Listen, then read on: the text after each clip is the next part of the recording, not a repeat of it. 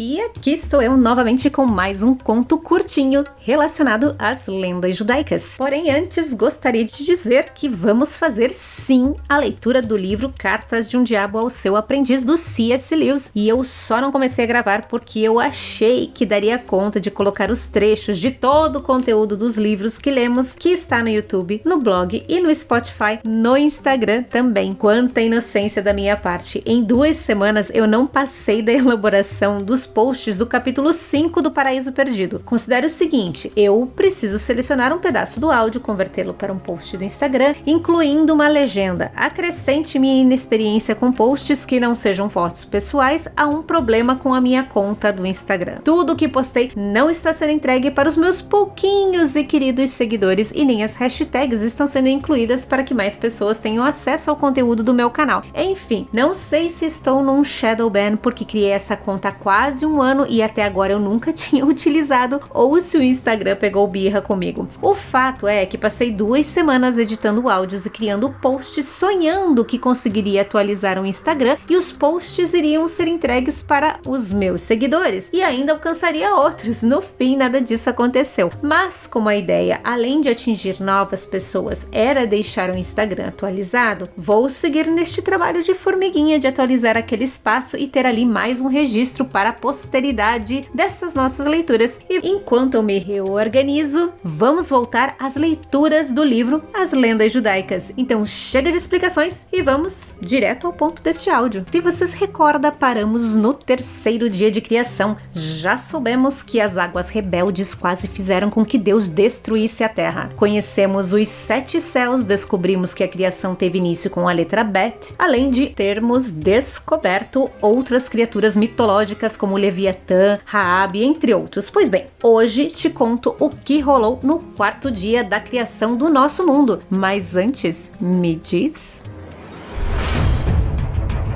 E aí, tá preparado?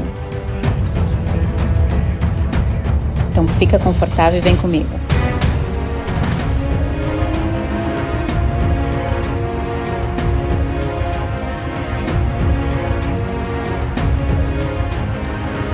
Non nobis Domine, non nobis, sed nomine tua da gloria.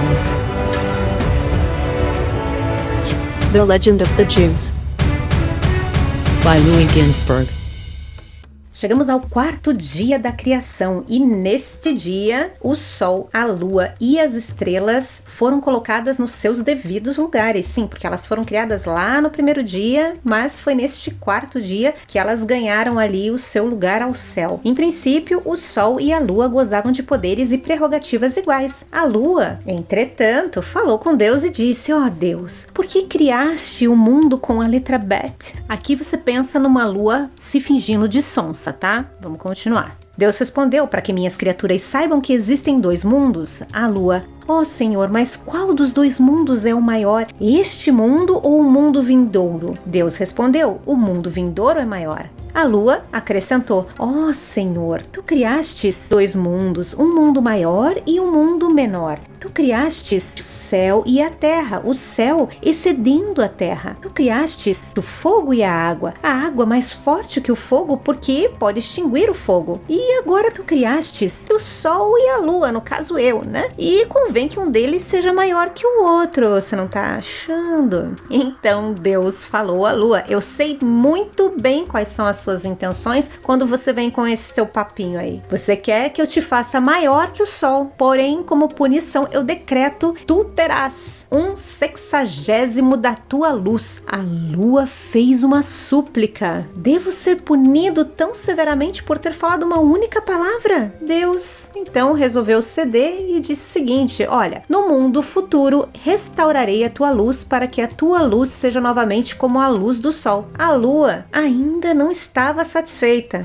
E ela para? Claro que não. É óbvio que ela vai continuar se fingindo de sonsa. Ó Senhor, e a luz do sol, quão grande será nesse dia? Então a ira de Deus foi mais uma vez acesa, e Deus respondeu o seguinte: como é que é? Você ainda está conspirando contra o sol? Tão certo quanto você vive no mundo que está por vir, a luz dele será 7 vezes mais forte do que a luz que ele hoje irradia. Só para o seu conhecimento, tá? Bom, depois desse passa fora, as coisas continuaram seguindo o seu rumo e o sol seguiu então o seu curso como um noivo. 6 anjos o acompanham em sua jornada diária em revezamentos de 8 a cada hora. 2 à sua esquerda, 2 à sua direita, 2 à frente e 2 atrás dele. Forte como é, o sol poderia completar o seu curso do sul ao norte num piscar de olhos. Mas 365 anjos restringem-no através de inúmeros ganchos de ferro. Cada dia, um dos anjos solta o seu gancho, de modo que o sol é obrigado a gastar 365 dias no seu curso. O progresso do sol em seu circuito é uma canção sem fim de louvor a Deus. E é apenas esta canção que torna o seu movimento possível. Por essa razão, quando quis ordenar que o sol se detivesse no curso, Josué ordenou que ele se calasse. Tendo calado sua canção de louvor, o sol ficou imóvel lá na história de Josué. O interessante é que na história contada na Bíblia, e eu tenho aqui uma versão da King James, uma versão ESV, NIV,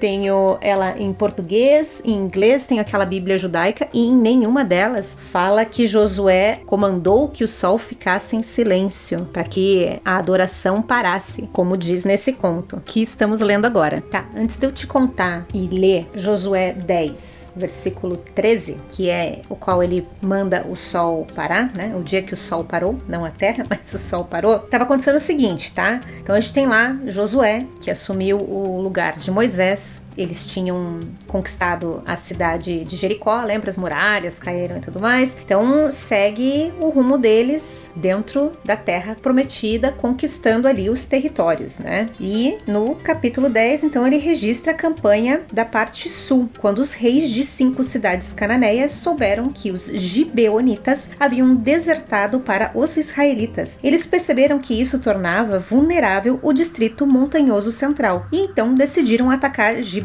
Os gibeonitas enviaram um apelo por ajuda militar a Josué. Tipo, olha só, somos friends, né? Só que agora, por conta dessa nossa amizade, nós vamos ser atacados aqui. Será que você não podia vir aqui e dar uma mão pra gente? Mais uma vez, Josué ouviu aquelas palavras consoladoras da boca do Senhor, que disse o seguinte: não temas, ele os ouvira antes da vitória em Jericó e antes da bem-sucedida emboscada de Ai. Esse Ai é uma cidade. Eles garantiram o triunfo apesar do tamanho da oposição. Então, depois que Josué recebeu essa confirmação de Deus, Josué enfrentou as forças inimigas em Gibeon, fazendo com que as forças dos seus opositores fugissem. 2 milagres ocorreram na destruição do inimigo. Primeiro, houve uma tremenda tempestade de granizo que matou mais homens do que os israelitas haviam matado. Então, chegamos ao grande momento em que Josué ordena que o sol e a lua parassem para que ele tivesse tempo de enfrentar o restante dos seus inimigos, antes que pudessem escapar para a segurança de suas cidades muradas. Bom, então agora a gente já sabe o contexto do que estava rolando com Josué. Vamos então ler o fatídico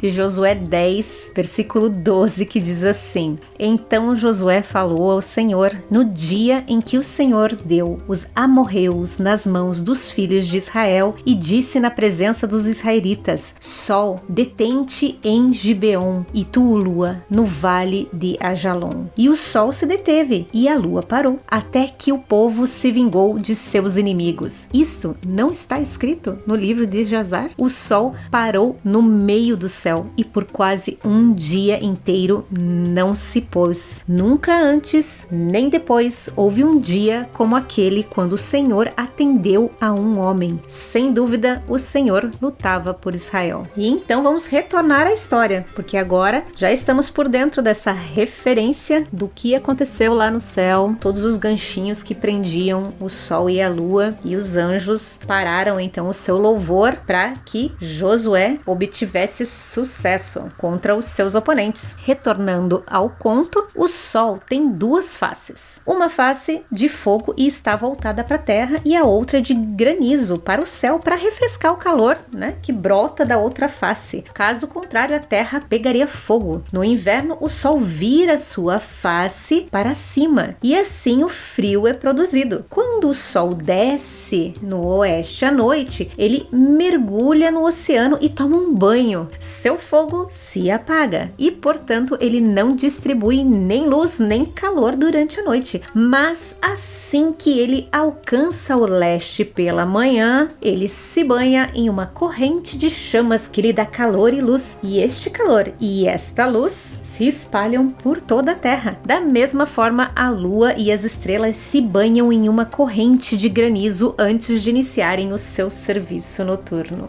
Quando o sol e a lua estão prontos para iniciar a sua rotina de deveres, eles aparecem diante de Deus e imploram a Ele que os alivie de sua tarefa para que eles sejam poupados da visão da humanidade pecadora. Nem o sol nem a lua quer olhar pra gente aqui embaixo, e aí eles chegam lá na frente de Deus e pedem: por favor, a gente não quer olhar para esse povo pecador. Mas Deus então os constrange e eles prosseguem com o seu curso diário. Vindo da presença de Deus, eles são cegados pelo esplendor dos céus e não conseguem encontrar o caminho. Deus, portanto, atira flechas pela luz brilhante da qual eles são guiados. E é por causa da pecaminosidade do homem que o sol é forçado a contemplar em suas rondas, que ele se torna mais fraco à medida que se aproxima da hora de descer, pois os pecados têm um efeito de corrupção e enfraquecimento, e ele cai no horizonte como uma esfera de sangue, pois o sangue é o sinal da corrupção humana. Como o sol se põe em seu curso pela manhã, suas asas tocam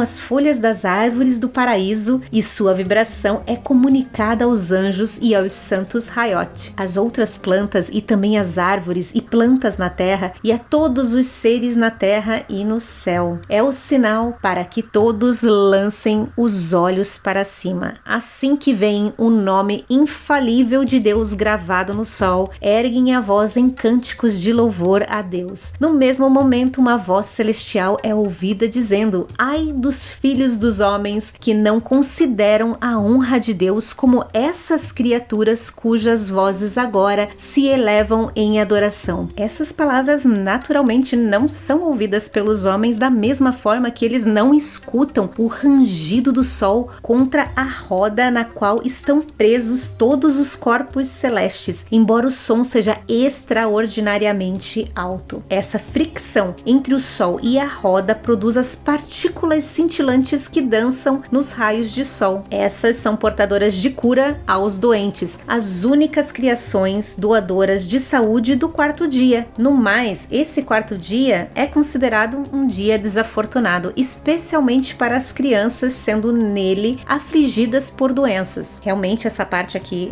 por que as crianças são afligidas por doenças e o que tem a ver com o quarto dia, eu realmente não consegui entender, mas é assim que tá a história, tá? Só vamos continuar porque já estamos no final. Então a história termina assim: quando Deus puniu a ciumenta lua, diminuindo a luz e o esplendor de maneira que ela não se equiparasse ao sol como havia sido originalmente, a lua caiu e minúsculos fragmentos se descolaram do seu corpo e então originaram as estrelas. E é assim que encerramos este quarto dia. Foi um dia até que rápido se comparado aos demais. Estou curiosa para saber o que vai acontecer no quinto dia. Nos encontramos no próximo áudio.